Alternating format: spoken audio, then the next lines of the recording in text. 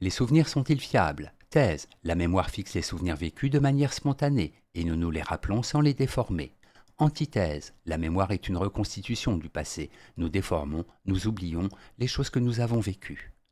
Thèse. Les souvenirs sont fiables. En effet, la mémoire nous représente les choses telles que nous les avons réellement vécues. Un esprit normal ne déforme pas les faits. Contrairement à l'imagination, le souvenir s'appuie sur le réel. Premier argument.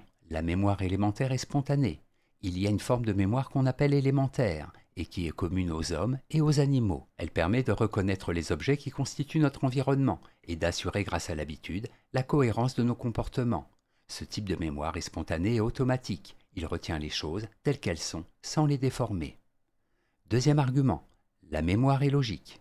La mémoire proprement dite effectue trois types d'opérations. La fixation permet d'enregistrer les souvenirs selon la force avec laquelle ils frappent notre affectivité. L'évocation peut se faire involontairement, le souvenir surgit dans notre esprit, ou volontairement par un effort de la volonté. Enfin, la reconnaissance nous permet de localiser et de dater le souvenir. Troisième argument, la mémoire ne déforme pas les souvenirs. Certes, nous pouvons avoir des problèmes pour dater exactement un souvenir, et nous avons tendance à oublier les choses qui nous importent peu. Mais il est impossible qu'un esprit sain fixe des événements qui n'ont point été. Contrairement à l'imagination, la mémoire ne déforme pas les sensations. Nous nous souvenons des choses telles qu'elles ont été. En bref, la mémoire ne joue pas avec les souvenirs, elle conserve les choses telles que nous les avons réellement vécues sans les déformer. Antithèse, les souvenirs ne sont pas fiables. En effet, notre mémoire fixe peut-être les événements tels qu'ils se sont produits, mais notre imagination a tendance à les modifier. L'esprit humain est faillible, l'oubli, le désir d'idéaliser le passé contribue à déformer les souvenirs. Premier argument, la mémoire a des ratés.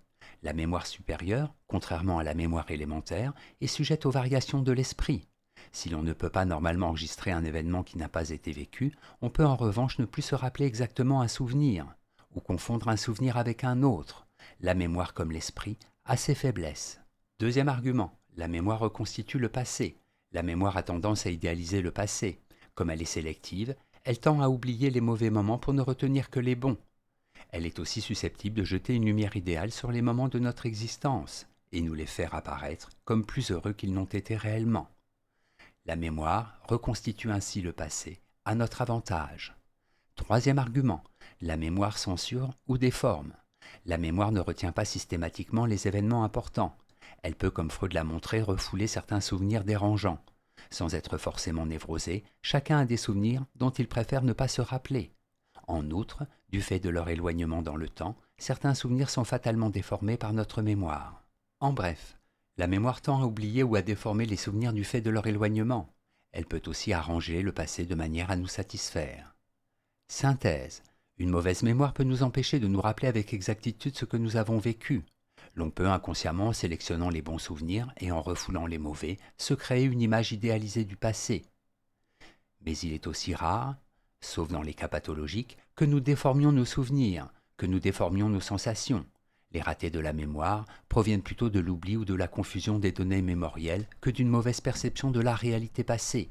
Les souvenirs constituent donc par eux-mêmes un donné brut, fixé une fois pour toutes, et c'est le travail de la conscience qui les restitue telles quelles, ou au contraire les trie, les modifie, les déforme ou les embellit. Notes et commentaires. Mémoire. On distingue habituellement la mémoire élémentaire, ou sensorimotrice, et la mémoire supérieure. La première est régie par l'habitude, elle permet l'apprentissage de l'action et est commune aux hommes et aux animaux. La seconde est la mémoire proprement dite, capacité de se remémorer le passé, et n'appartient qu'à l'homme.